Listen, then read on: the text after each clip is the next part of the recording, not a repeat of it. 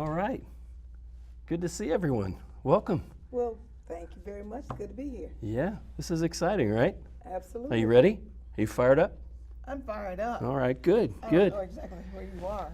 Where we're going. Well, I'm going to take a moment and just tell the folks a little bit about myself, and then we're going to go around and give each of you the opportunity to do the same, and we're going to have a conversation this evening about your all experience in education. So I think it's going to be a really good hour, okay? So my name is Scott Sliver, and I'm Chair of Communications, Press and Publicity for the Dayton unit NAACP. Most people know me as the social media guy, because I sort of see life through the lens of my iPhone and through Facebook and Twitter. It's kind of how I'm wired since I was a little kid. I'm on the City of Dayton Landmarks Commission, and we oversee the historic districts in the City of Dayton. I'm also on the Community Police Council. I was appointed to the Police Council about 6 months ago, and I'm excited about that. That's part of the Human Relations Council. I'm associate pastor at the Vineyard Church in Beaver Creek, and we have a campus at Main Street in Helena, and that's our outreach center for the City of Dayton. And I'm a former candidate for Dayton City Commission 3 years ago, and but my professional background is advertising and marketing, so that might kind of help you make sense of what I'm doing sitting here doing this with you this evening. I'm excited to be here tonight with three of my colleagues who are also becoming my friends. They're all on the executive committee of the Dayton unit NAACP. And so sitting to my right here is Lou Dale, and she is the chair of the Dayton unit NAACP Freedom Fund Committee. And I know that's a lot of responsibility. It's great to have you here this evening. Thank you. And Lauretta Williams, who's assistant secretary and chair of Dayton unit NAACP Education Committee. Scott. Excited to have you here. Thank you. And brother Willie Tyrell Jr., third VP and chair of Dayton unit NAACP Scholarship Committee. Okay, there's our introductions, and why don't we go around and I'll give each of you opportunity to just tell folks a little bit about you, and we'll start with you, Willie. As Scott said, my name is Willie A. Tyrell Jr. I was born and raised in Dayton, Ohio. I was hired by the Dayton Board of Education January 1973, and here where I spent majority of my career. I've been in several school buildings. I started off with Cornell Elementary School, Roosevelt High School, Dunbar High School, and after I left Dunbar, I took a leave of absence to work on a graduate degree at Miami University in Oxford. While I was at Miami University in Oxford, I had an opportunity to teach an educational class, which was an excellent experience. After I received That's where you got your master's in education, That's correct? where I got my first master's. First right. master's. Yes.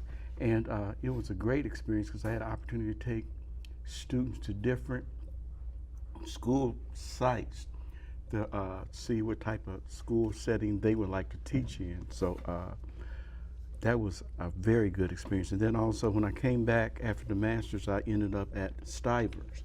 And at that time, Stivers was a all ninth grade building. And that was a good experience because Stivers was a feeder school to Patterson Co-op. Now, as we know, Patterson Co-op now is now Ponus. So that was an excellent connection. My mom graduated from Patterson Co-op. Fantastic. Just a little factoid. Fantastic. Yeah. And then also after Stivers, I went to E.J. Brown. And then after E.J. Brown, I went to Dunbar High School. And after Dunbar High School, I went to downtown. I was hired as a staff developer, which I loved that position. And after Stivers, I went to Kaiser Middle School. And as you know, we are really on like a merry-go-round because right now they're talking about the middle schools that we have now, and we had already been there, you know, especially with Stivers just being all ninth grade. And what that was every 9 weeks or every quarter, students would change so they find out what field they would like to go into. Mm-hmm. And after Kaiser, I became the elected president, released president of the Dayton Education Association. and I was there for 6 years. Now Then- is that the union the union for the Dayton Public School teachers, and that was an excellent experience. And while I was there, we did a lot of innovative things. For an example, while I was president, I wanted our teachers to have an understanding with the school board. And with the school board, what I would do is invite a school board member each month, and I would say, come and talk to the school board members so they can really, really get a feel on what was happening in each individual teacher's classroom.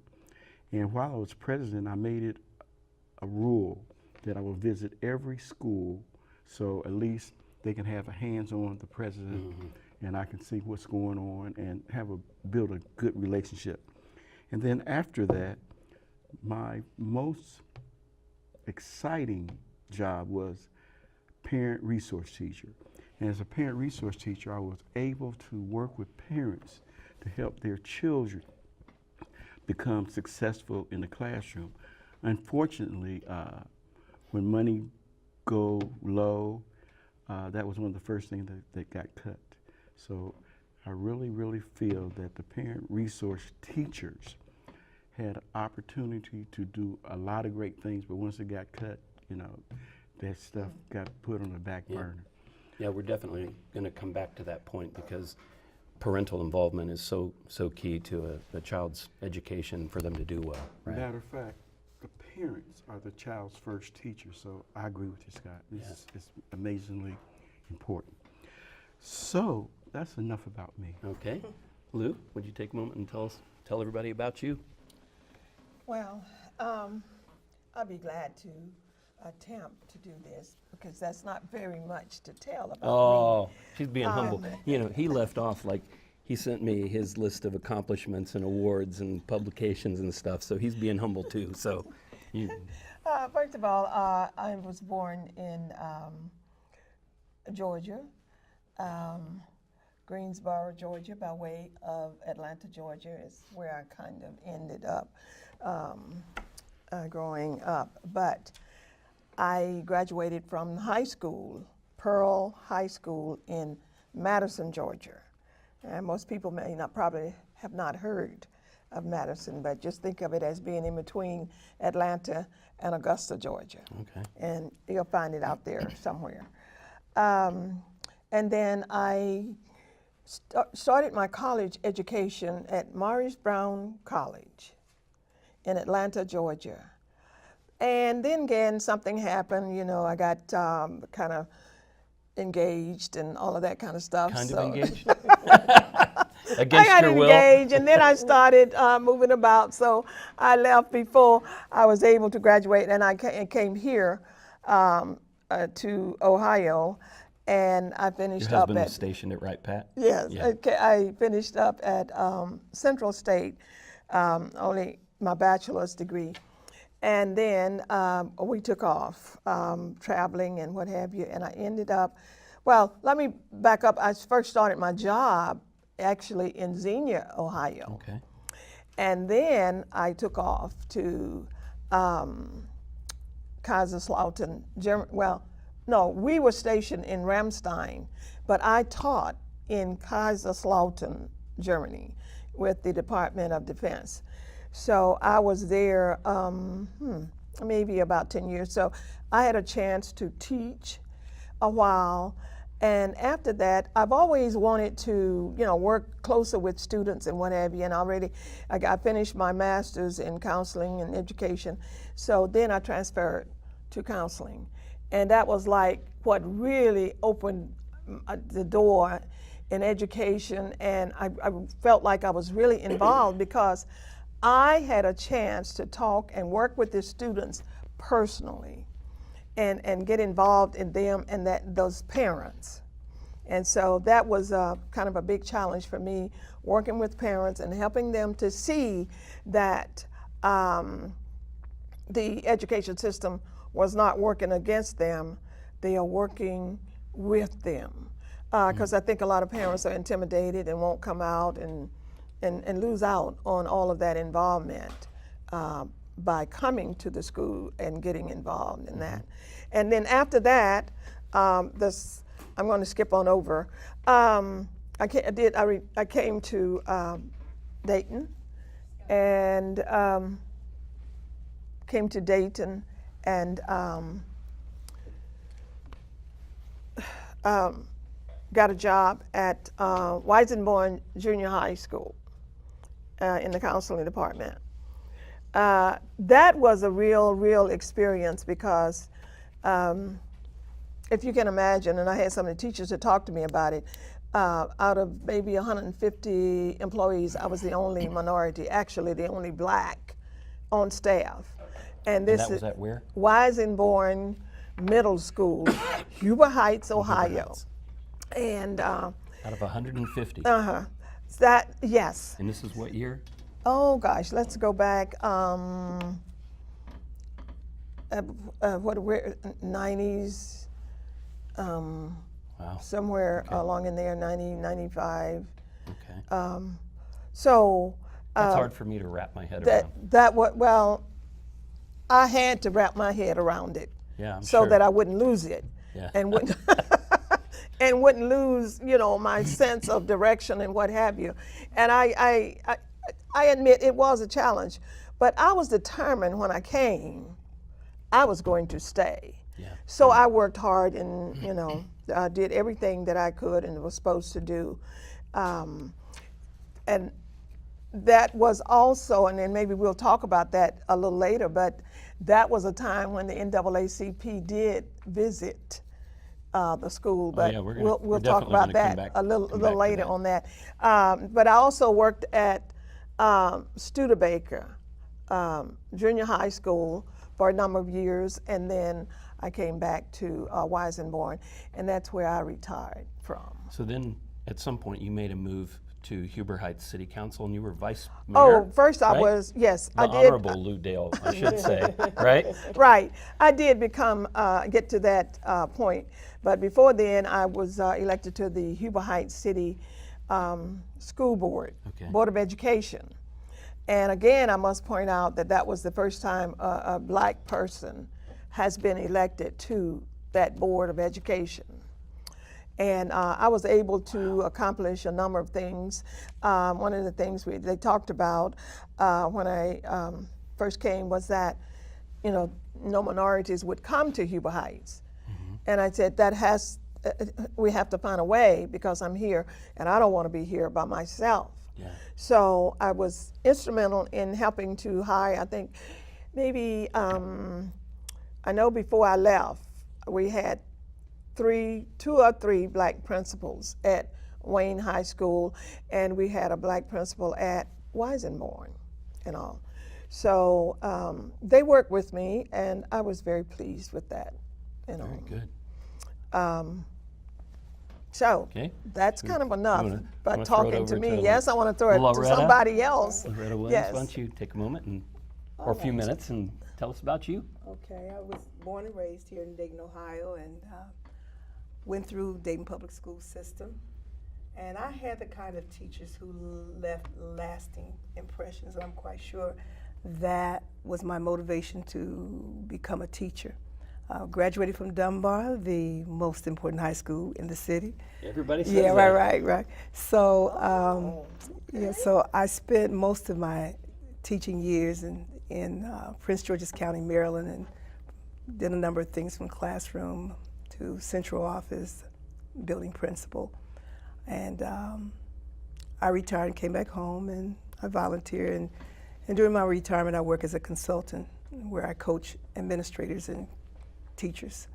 Yeah, I definitely want to come back to that too, because that intrigued me when I saw that in your bio. Like, what does that look like, and how does that, how do you coach people into doing something that's really effective?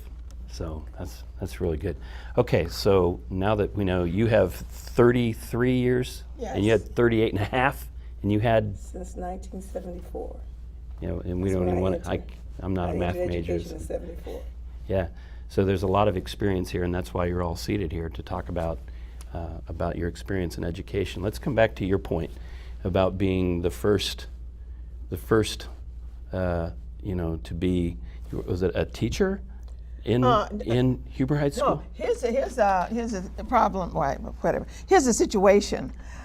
I was a counselor for Weisenborn Middle School. Okay. So That's that where you started, right? well, when I came to Yes, Ohio. when you came to Ohio. Now, and some of the struggles I had to work with and try to win some people over, because obviously they weren't used to seeing a black person in the building, first of all, and in interacting with their students.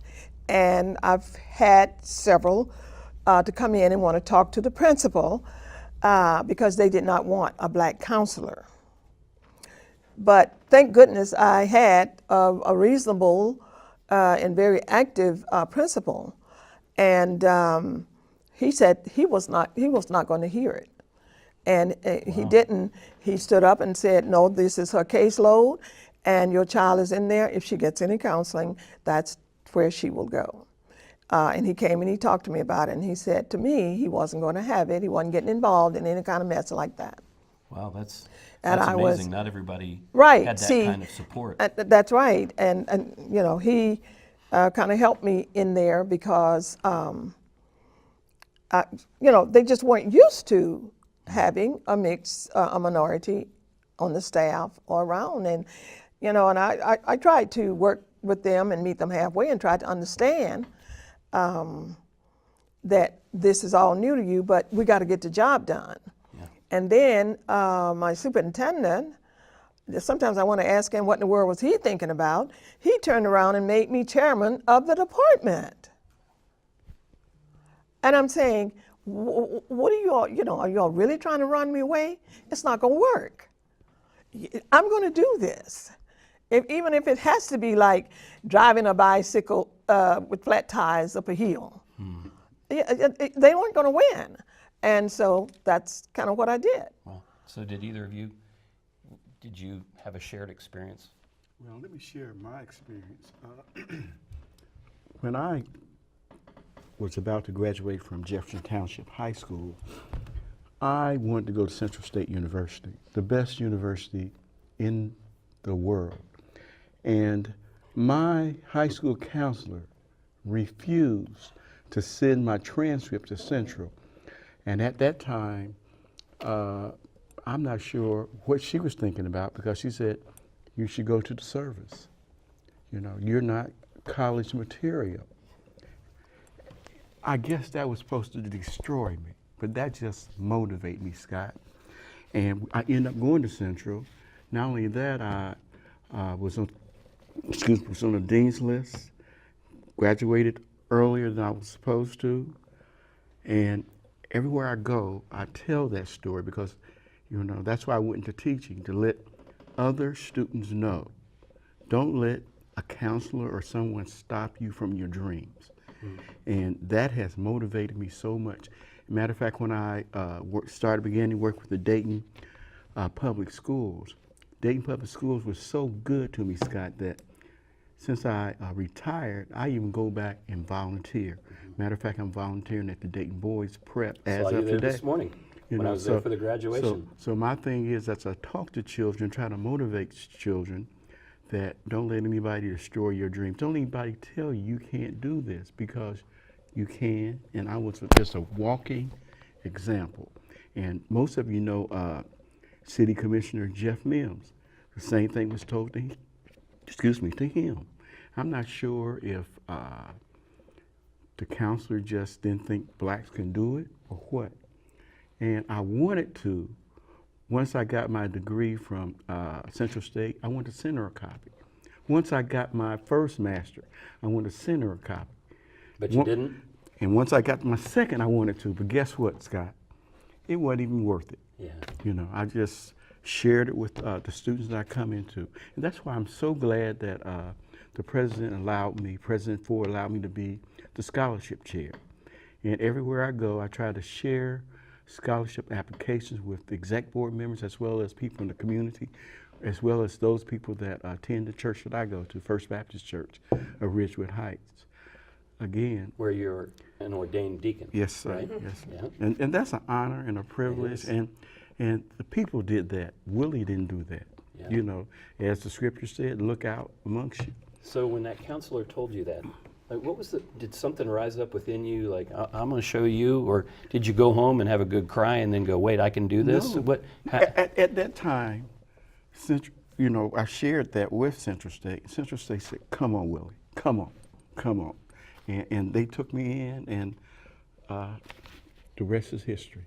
Wow. The rest is history. That's amazing. I had a similar experience too, but I can wait. But I had some. Oh, you want me to Go say right it now? ahead. Jump on. I mean, as he mentioned that, it reminded me. I told you I graduated from Pearl High School in Madison, Georgia, and my husband is always trying to laugh at my little town because he says we only have one light, and he says we were a long time getting that. But anyway, I was sitting in a classroom. Now, I'm saying, like, picture this: sitting in a classroom. This is the principal of the school, principal. And he's saying he picked out the darker students from the light-skinned students. And he said things like, okay, Elzada, I remember the name and all, you all will probably have a chance to go to college, but these are too dark. You will not be able to go to college. And one of the things that really irritated me is, like, how dare you sit there and tell me about my life? He said, you all will be doing good if you can find somebody to marry you. And that just lit a fire under me, and it's a wonder I ever got married. But just because of that, what I'm saying, you can't sit there and tell me, first of all, you're going to talk about my color, and then you're going to tell me the best that I can do, find somebody to marry. Somebody take care of you. And he's saying I wasn't college material either. He said we weren't. Now, how do you equate the academic and the color and all of that? I mean, it was just such a horrible mixed bag coming through at that time. That's just ignorance, right? Plus. Yeah. And one of the things I thought about, even after I got my master's degree, I went back and I went looking for him. And when I found his place, they told me he was dead. He had died. But I wanted him to see me. And one of my other classmates said that I should have gone to look for him after I did my bachelor's, got the first degree, and not wait so long after. I didn't think about it. But when it crossed my mind, I said, let me go see Mr. Graham, you know. Do you have a shared experience like that, or is yours entirely different? I don't have an experience to share, but I like to use those experiences to segue to a point about how impactful educators are, or adults, whether you're a principal, guidance counselor, teacher. What you do and what you say can have a great impact on making or breaking a student. And we have to be mindful about that, because even as individuals, we bring our own issues, our own stories, our own experiences, and our own fears and our own limitations. But we have to be mindful not to determine the potential of a child based on our own limitations or based on our own past experiences, because it's limitless for our children. So with these type of experiences, we can take the lesson and learn what not to do, what we can do to help children. And we see that building relationships are very important, with building relationships with the children, with their parents. And we see that how we interact with them is so very important. Well, just to piggyback on that, when I began teaching, I had a lot of weird ideas. And what I said to children, you know, when they first came in, I said, everybody has an A. Mm-hmm. It's up to you to keep it. Mm-hmm. And after class, a student came up to me and said, I never had an A in my life. Wow. It just motivates kids that because they think teachers in some cases are out to get them, but if they know that you're behind them and that you support them and that you have an A, this is what you have to do for an A, this is what you have to do for a B or C or whatever. Because, you know, I will always say D and F, we don't talk about, it's unacceptable. You know, so, and then they had to sign a contract. They never did that. So when they took it home and brought it back, it was just amazing how many people brought it back. I said, guess what? You get 100 if you bring it back. And you still got your A. What did you think the first time? Was that the first time a student came up to you and said, that's the first A I ever got? Absolutely, yeah. What, I mean, even as you told that story, the power of that story just overwhelmed me to have a kid come up and go, that's the first day I ever had. And all because you set that expectation, you start with an A. That's amazing. You know, I went to Montgomery County Joint Vocational School, now that's MVCTC, right, the Career Technology Center. And I had a teacher my senior year, Mr. Wellbaum, to your point, who instilled in us, just like you did. He said, I asked him, I said, would it be possible? Do you think I could really be successful in advertising? I was getting a certificate of commercial art or something like that. And he said, Scott, it's amazing what one can do when one puts one's mind to it. Now, let me tell you how much that impacted me. Remember the old Coca-Cola signs? You go into a diner and they had the little black letters that you could put, you know, in there. And I had one of those when I was in college. I found it on the street and I hung it on the wall in my kitchen of my little apartment in Pittsburgh. And I put that saying in those little black letters. That's the saying I had. It's amazing what one can do when one puts his mind to it. And he just made me believe that I could do anything. And I think that's what we need. We could use more of inside the classroom. We have a number of teachers who embrace that and practice it. It's a lifestyle for them.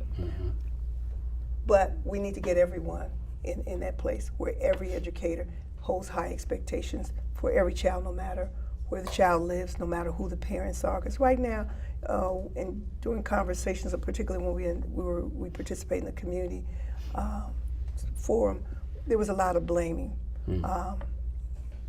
Parents blame teachers, teachers blame parents, teachers blame principals, and so on. But we all have to hold high expectations for each other.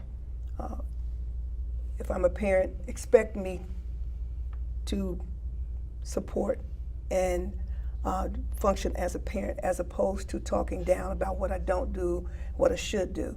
But have those expectations and find a way to form that conversation to clarify to me as to what you expect of me to support the instructional program for my child. For children, we already know it's important to clarify, like Willie said, exactly what academic performance looks like, whether you're aiming for an A or you're aiming for a C. What does it look like? We have to clarify those things. And for parents, they need to clarify to teachers what their expectations are in the classroom for their children. So when we're doing those, we're engaging in those kind of conversations, I think we put ourselves in a better position for our children to be able to grow, for our children to learn, and then they will be able to graduate as productive citizens within our communities. Let me just piggyback off of that, because you said something about parents. And I remember my mother, especially after I told her about that experience and what have you, and she looked at me and she said, "You want to go to college?" And I said, yes, because I had another teacher that, you know, was very nice, and I wanted to be like she was. I wanted to do what she was doing. She was teaching. And I told her yes. My mother said to me, if you want to go to college, you will go. I will get you to college. So that just motivated me. I said, I'm going to school, I'm going to learn everything I can, I'm going to be the best that I can, and I did graduate second in my class. What is it? Salutatory. Yeah. So, and then, but I'd have to tell you why that's so important, how I had to do that, because my mother is sitting there telling me this. I didn't realize it then, but my mother is a sharecropper. And I don't know whether anybody knows anything about that and how that works. Which means I didn't realize it then. I was too young and in school and all that to say that, where's she going to get this money from? You know, I couldn't do it at that point because I didn't understand it. But I took off. And after I graduated and I figured I did pretty good in high school, I took off and went to the university. I sat down and talked to the people at Morris Brown, and I told them what I needed, what I wanted, and what have you. And one person said, well, you were a little late. You were supposed to have done this like in March or April. It's like, you know, and I'm thinking, you know, I'm coming out of the country. I don't know anything about all of that. But all I know is I kept focused. I wanted to go to college, and that I wasn't taking no for an answer. So she sent me home that day. The next morning I got up, got dressed, went right back to that registrar's office. And I sat there and I just stared at them. Okay? And I had to do that for about a week.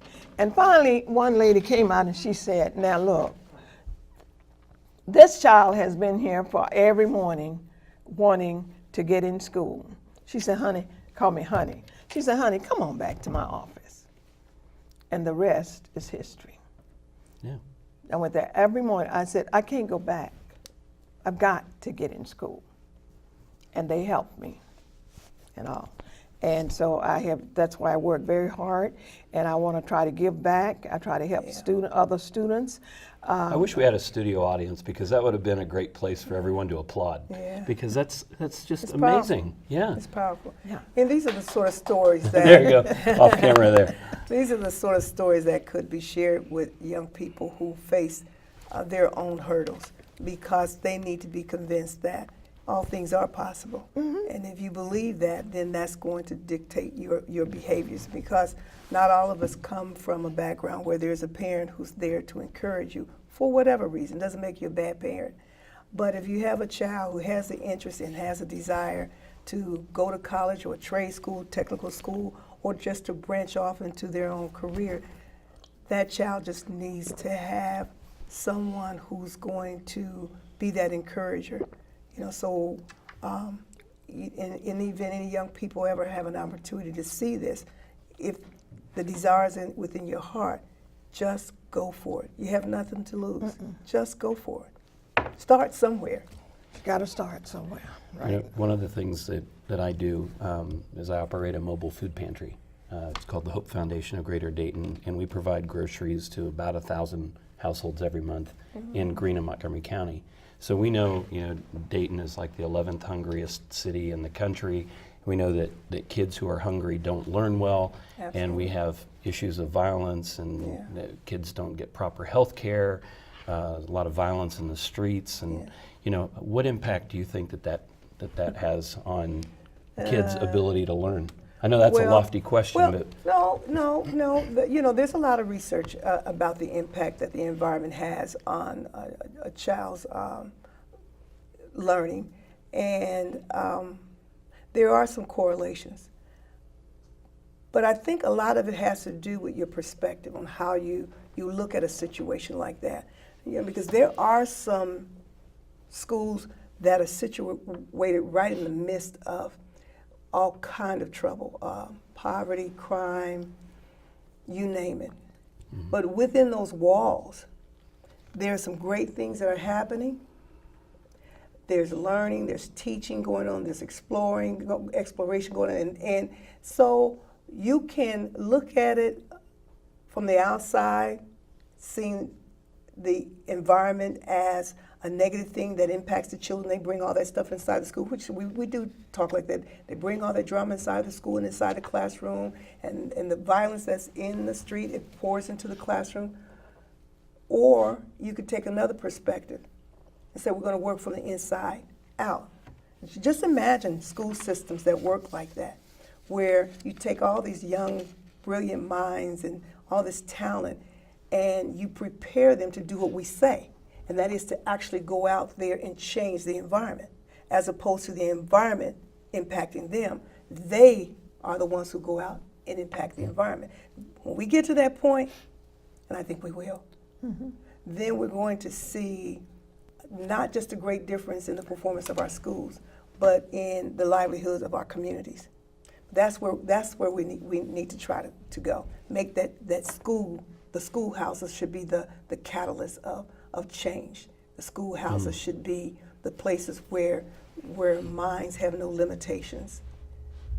One of the things we do, I'm one of the mentors with Omega CDC, Community Development Corporation, the Restorative Passages Mentoring Program with Marlon Shackelford and Anthony Roebuck and Sean Walton and those guys. And one of the things, when we go into the different schools, we teach the kids about leadership, the difference between being a thermometer and a thermostat, All right. the difference between taking the temperature and just kind of going along with Right. everybody, and setting the temperature and being a leader and not going along with the crowd. Right. And the same thing holds true for teachers, I believe. Give them, those creative teachers, the room to work their magic, because that's really what happens inside of a classroom. Let them work their magic. And I know that we have the test, and a lot of teachers are driven by test outcomes. But if you just teach the children and teach them to be thinkers, the test will be taken care of. Just work on developing them. Yeah, What do you think? and then we have a new test that they're thinking about bringing out, the, the core standards, is in process. I was reading an article about that, and actually one state has already accepted, and Are you that's referring to Common Core? Is it Common Core. Is that what they call it? Yeah. That's already in It's place. Yeah, a that's in place. Common Core standards. It's, I guess, they're replacing, No Child Left Behind or whatever. That's out. But you just mentioned tests, and I'm saying they still going to bring a test in. But there's a difference with this test from what I read. It is being generated and motivated by the state, which includes parents and teachers and everybody. So it looks like they're asking for input before they implement it. And in there they talk about what you were saying, giving teachers the tools and helping them set up to try to make sure that all students are successful. Sounds like you're talking about Every Child Succeeds Act. No, it's not called that. It's a Common Core standards or But something. on that note, when we look at education reform, we can put ideas on paper. It looks good on paper, but what it really comes down to is what happens in that classroom. And it comes down to that teacher and how that teacher builds relationships with children and are able to touch their lives and touch their minds and make things happen for them. As Willie, shared with us his experience in the classroom, how he raised that bar for those children and let them see that A as a carrot and as a goal, a real goal, an attainable goal for them, and he also showed them how to get there. So with that said, that teacher makes the difference. So we can have programs, we can have state tests, but when that teaching and learning is taking place in that classroom, and you're teaching those skills and concepts, you put any kind of test in front of them, okay? Because you don't teach to a test. You teach children how to think. You teach them skills. You teach them concepts, and it's those tests that are reflect those skills and concepts. But I also want to point out, in doing the little research on that, I did not see where, if that teacher is in there and she has a child who is not measuring up, I did not see what they were going to do to help make sure that that child reaches So I would think the that's highest part of potential. I think that's part of the teacher training and the teacher's knowledge base. Yeah, but I'm saying, it should be a part, if they're writing a core test, I just think that should be in there somewhere. But anyway, I just didn't see it. And I think if it's in there, it would probably serve to help the teacher a little more to get her job done. I just see it as helping to make that a little easier. I don't know, if Ohio has not accepted that test in the first place, but should they accept it, I would just thought that would be helpful to the teacher. Okay, let's shift You gears. know, because what I'm talking about, what you get to is closing the Achievement gap. achievement gap. See, and that's what that is under there. When those kids don't perform as, okay, everybody should be right here, but then you have students that are here. So these students, okay, needs to be brought up to here. You've got to figure out some way to accomplish closing the achievement gap. Yeah. Okay, let's shift gears here. Okay. Since we're all on the executive committee of the NAACP, I want to start with you, Willie. At what point did you get involved in civil rights? Has it been all your life? And, or, you know, did you step into it at some point? Pretty much so. Those of you that know the history of Dayton Unit NAACP, you know Jesse Gooding served as president for 18 years. So Jesse trained me.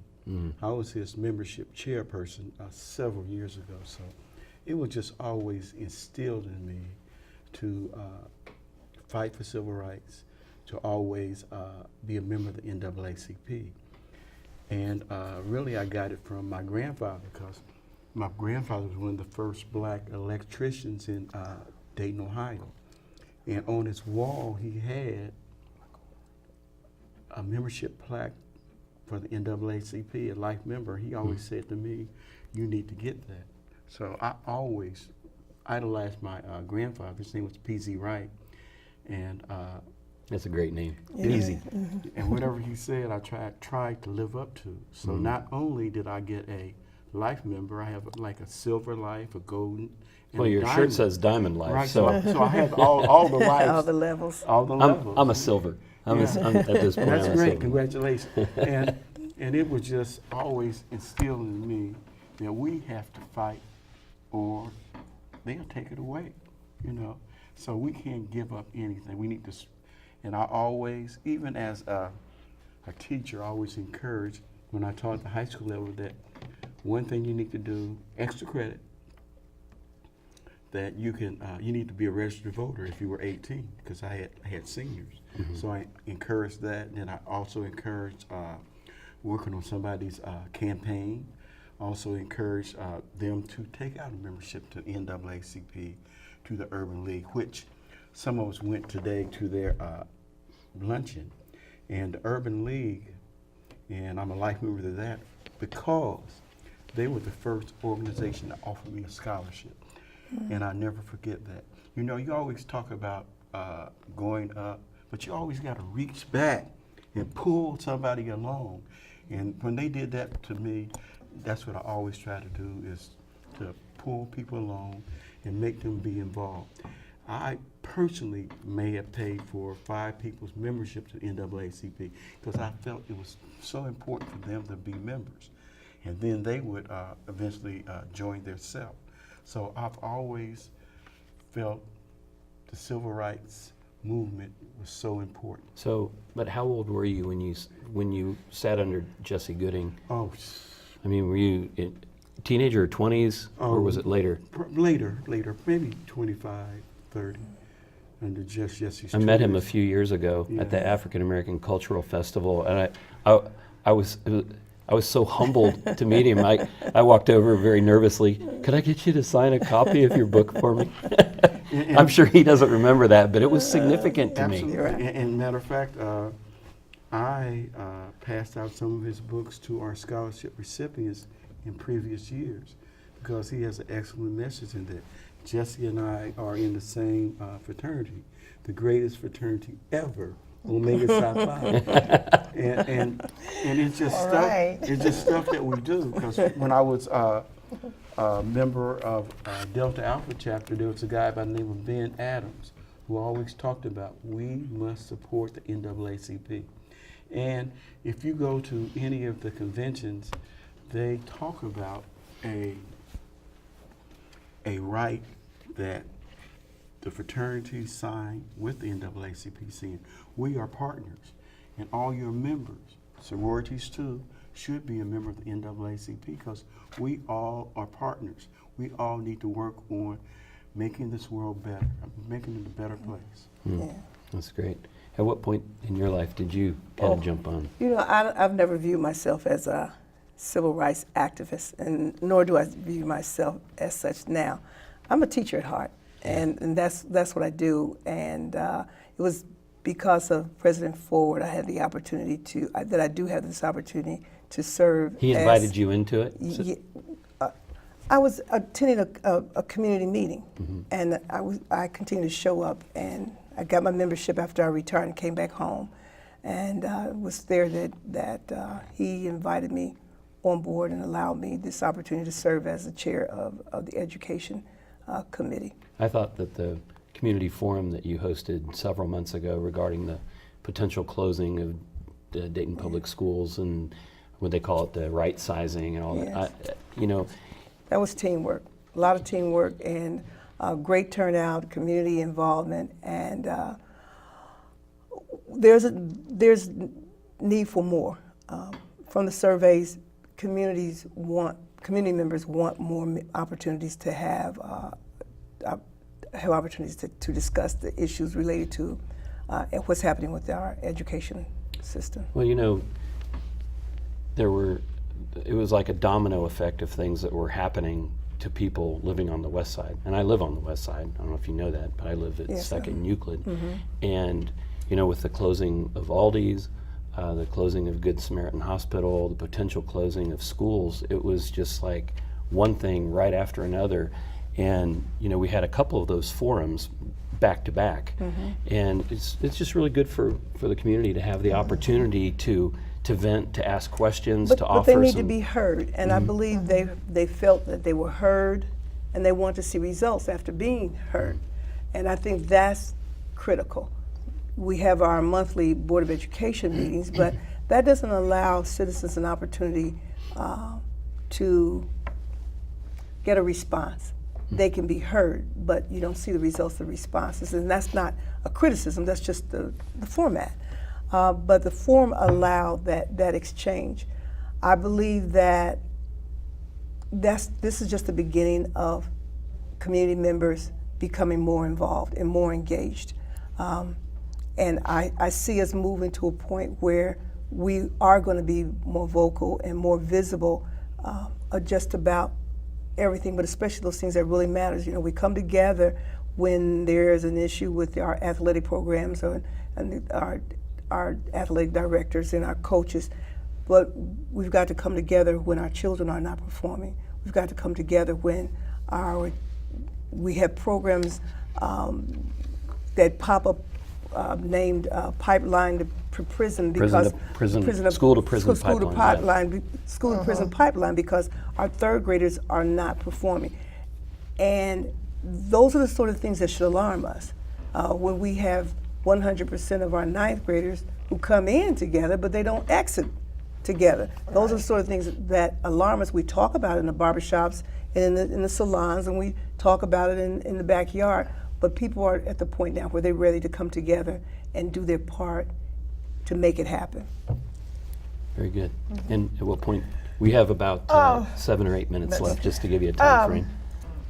I guess when I first started college, maybe in my early 20s, I was with Julian Bond and the Student Nonviolent Corps in Atlanta, Georgia. So I was just, working along with them. I was also in the group that did that lunch counter sitting at, I think it was McCory's 5 and 10 store. So downtown Atlanta. So I was jumping up in the middle of that. I also was in the group that integrated the University of Georgia. Of course, I was kind of upset with my dean, but he made me go anyway. And I went on down, and then after that, he said, "You will take a course there." I guess I was a little bit like Willie. I followed through on it and signed up for the course. Of course, my teachers never would talk to. I wasn't the only one. There were maybe 3 or 4 of us. And they never would talk to us and help us. But anyway, so that spurred me on. But first, I worked for Julian Bond's father, Dr. Horace Mann Bond. I was his administrative secretary for a while, and I think that's how, you know, Julian came in, and he encouraged me to get involved and work with him. And I just kind of been, you know, in there, but then again, I left Atlanta, and I did a few things, even when I was in Europe, things that weren't matching up and all. I was always in the commander's office, base commander's office, with my entourage.